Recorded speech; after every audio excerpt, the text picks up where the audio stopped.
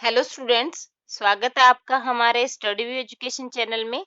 आज की जो डिक्टेशन है वो 100 वर्ड पर मिनट की स्पीड पे लिखेंगे और डिक्टेशन स्टार्ट होगी 3 सेकंड बाद। Ready, start. भारतीय रिजर्व बैंक के गवर्नर ने कहा है कि बढ़ती कीमतों और वैश्विक तनाव के कारण महंगाई पर काबू पाना मुश्किल बना हुआ है। विराम। उन्होंने यह भी माना है कि महंगाई पर काबू पाए बिना अर्थव्यवस्था में स्थायित्व ला पाना कठिन बना रहेगा। विराम।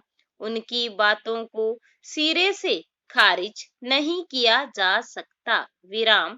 इन दिनों जिस तरह पूरी दुनिया मंदी का सामना कर रही है और युद्धों की वजह से आपूर्ति श्रृंखलाएं बाधित हो गई हैं, उसमें कई चीजों की कीमतें बढ़ गई हैं। विराम। उससे निपटने के लिए रिजर्व बैंक ने अपनी रेपो दरों को काफी समय से यथावत रखा है। विराम। पहले 6 बार इन दरों में बढ़ोतरी कर महंगाई पर काबू पाने का प्रयास किया गया, मगर अभी वे जिस स्तर पर हैं उससे बहुत सारे घर, वाहन, कारोबार आदि के लिए कर्ज ले चुके लोगों पर मासिक किस्तों का बोझ बढ़ गया है। विराम। हालांकि दुनिया के कई बैंकों ने अपनी ब्याज दरों में बढ़ोतरी की है, जिससे प्रतिभूति बाजारों के बहुत सारे निवेशकों ने उधर का रुख कर लिया है। विराम। मगर रेपो दरें ऊंची होने की वजह से भारतीय रिजर्व बैंक के लिए ऐसा करना कठिन है। पैरा।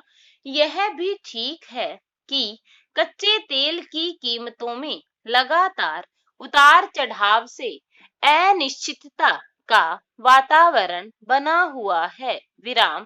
इससे तेल की कीमतों में कमी लाने का विचार स्थगित रखना पड़ता है। विराम। इसका असर माल ढुलाई और वस्तुओं की उत्पादन लागत पर पड़ रहा है, मगर पिछले कुछ महीनों से भारत में महंगाई का रुख ऊपर की तरफ होने की वजह वैश्विक तनाव को मानना मुश्किल है। विराम।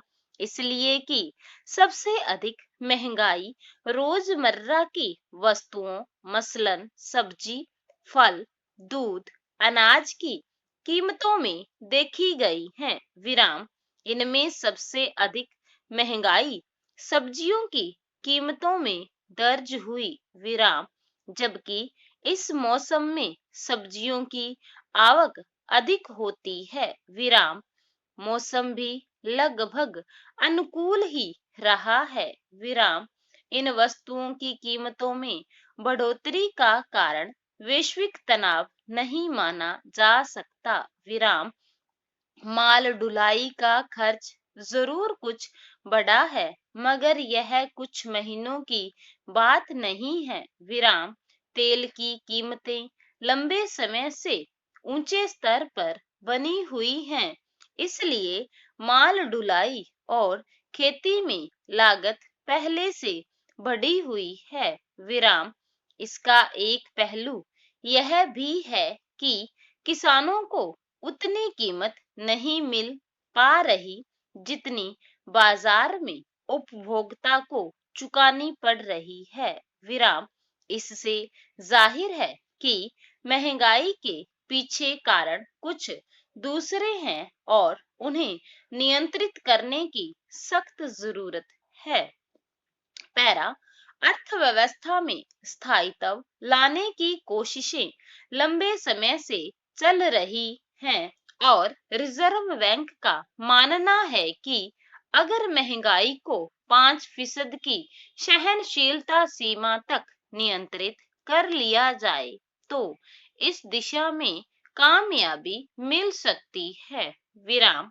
मगर एक अजीब तरह का असंतुलन बन गया है। विराम विकास दर के साथ फीसद रहने का अनुमान व्यक्त किया जा रहा है, मगर लोगों की क्रय शक्ति नहीं बढ़ पा रही, इसलिए कि प्रति व्यक्ति आय घटी है। विराम अर्थव्यवस्था की मजबूती के लिए प्रति व्यक्ति आय का बढ़ना जरूरी है, और यह तभी संभव है जब रोजगार के अवसर बढ़ें। विराम पर औद्योगिक क्षेत्र का प्रदर्शन निराशाजनक है, इसलिए रोजगार के मोर्चे पर कमजोरी देखी जा रही है। विराम कृषि क्षेत्र पर जैसा ध्यान दिया जाना चाहिए और बदलती स्थितियों के मुताबिक किसानों को जैसी सुविधाएं उपलब्ध होनी चाहिए वैसी नहीं हो पा रही हैं। विराम ऐसे में वैश्विक तनाव के हवाले से बढ़ती महंगाई से पल्ला झाड़ लेना उचित नहीं कहा जा सकता। विराम लोग आखिर अपनी मुश्किलों के हल की उम्मीद किस से करें? Question mark.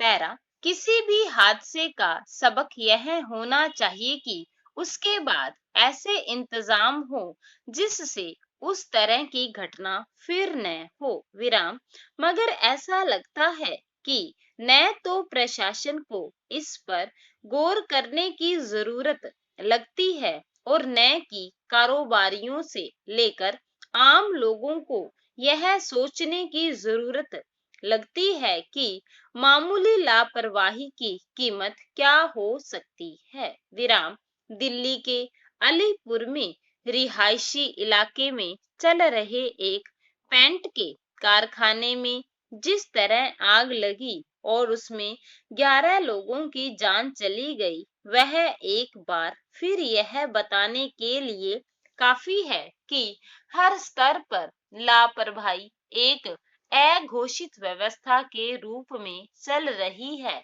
और उस पर लगाम लगाने की जरूरत किसी को नहीं महसूस होती। इस तरह के किसी भी कारखाने में कई बार ऐसे रसायन और अन्य सामान रखे होते हैं जो आग लगने और अन्य हादसों के लिहाज से बेहद संवेदनशील होते और किसी भी वक्त बड़ी तबाही का कारण बन सकते हैं। विराम मगर आम लोगों की रिहाइश के बीच ऐसा कारखाना चलाने वालों को सिर्फ अपने मुनाफे से मतलब होता है। विराम पैरा विडंबना है कि सभी की आंखें तब खुलती हैं जब किसी मामूली कोताही की वजह से भयावह हालात पैदा हो जाते हैं, नाहक ही लोगों की जान चली जाती है। विराम वरना हादसे से पहले अग्निशमन विभाग या अन्य संबंधित महकमों को किसी तरह की जांच करके गैर कानूनी तरीके से चल रहे कारखानों के संचालकों के खिलाफ कार्रवाई करना जरूरी नहीं लगता, या फिर मिली भगत की वजह से हादसों की बड़ी वजहों की भी अनदेखी कर दी जाती है। विराम किसी कारखाने में आग लगने या अन्य हादसे की स्थिति में बचाव के पर्याप्त इंतजाम हैं या नहीं, उसमें प्रवेश करने और बाहर निकलने के रास्ते सुरक्षित और सहज हैं या नहीं, इसे लेकर कारखानों के मालिक व्यापक पैमाने पर लापरवाही बरतते हैं। विराम वहीं प्रशासनिक अमला समय समय पर जांच पड़ताल करके अवैध इकाइयों के खिलाफ कार्रवाई करने या फिर सुरक्षा इंतजाम सुनिश्चित कराने को लेकर कई वजहों से आंखें मूंदे रहता है। विराम नतीजन अक्सर ऐसे हादसे सामने आते रहते हैं जिनमें लापरवाही की कीमत नाहक ही आम लोगों को चुकानी पड़ती है। स्टॉप। तो स्टूडेंट्स आपसे रिक्वेस्ट है कि यदि आपने हमारे स्टडी व्यू एजुकेशन चैनल को अभी तक सब्सक्राइब नहीं किया है तो सब्सक्राइब कर लीजिए, वीडियो को लाइक और शेयर भी कर दीजिए। हम हमारे चैनल के ऊपर राजस्थान हाई कोर्ट स्टेनोग्राफर जो जूनियर असिस्टेंट की वैकेंसी जो अभी आई हुई है, उसी से रिलेटेड पूरी प्रिपरेशन करवा रहे हैं। और स्टूडेंट्स, एक बात और कहना चाहूंगी मैं आपसे कि इसके अंदर भी जैसे राजस्थान हाई कोर्ट जनरल जो अपना राजस्थान हाई कोर्ट स्टेनोग्राफर का जो एग्जाम हुआ था, उसके अंदर पैरे और विराम ही बोले गए थे, कोमाएं नहीं बोली गई थी। तो इसके अंदर भी कोमा नहीं बोली जाएगी। और ना ही राजस्थान कर्मचारी चयन बोर्ड जो 100 वर्ड पर मिनट की स्पीड से जो एक वैकेंसी आने वाली है स्टेनोग्राफर की, उसके अंदर भी कोमाएं नहीं बोली जाएंगी, सिर्फ पैरे और विराम ही बोले जाएंगे। कोमा है जो हमें अपनी तरफ से अपने ग्रामर की नॉलेज से कोमाएं अपनी आप लगानी है, तो कोमाएं बोली नहीं जाएंगी। इसलिए आप कोमा कहाँ कहाँ लगेगी उसकी आप ग्रामर की प्रिपरेशन कर लें। और अभी हम हमारे चैनल के ऊपर junior assistant Rajasthan high court stenographer की प्रिपरेशन करवा रहे हैं, उसी से रिलेटेड डिक्टेशन अपलोड करते हैं। जैसा मैटर इस जो जूनियर असिस्टेंट के अंदर आएगा उसी इस पर ही आधारित हम डिक्टेशन अपलोड करते हैं। तो उसके अंदर जो जूनियर असिस्टेंट के अंदर जो मैटर आएगा, वो शब्द तो लीगल होंगे पर मैटर होगा जो जनरल होगा, जो अभी आप डिक्टेशन लिख रहे हो इसी तरह का मैटर होगा। तो आपसे रिक्वेस्ट है कि यदि आपने हमारे चैनल को सब्सक्राइब नहीं किया है तो चैनल को सब्सक्राइब कर लीजिए और आप हमारे टेलीग्राम चैनल को भी ज्वाइन कर लें। टेलीग्राम का लिंक है जो डिक्टेशन के डिस्क्रिप्शन में है, सकते हैं। जैसे ही आपने लिख ली, इसकी हिंदी ट्रांसलेट जरूर कीजिए। Thank you.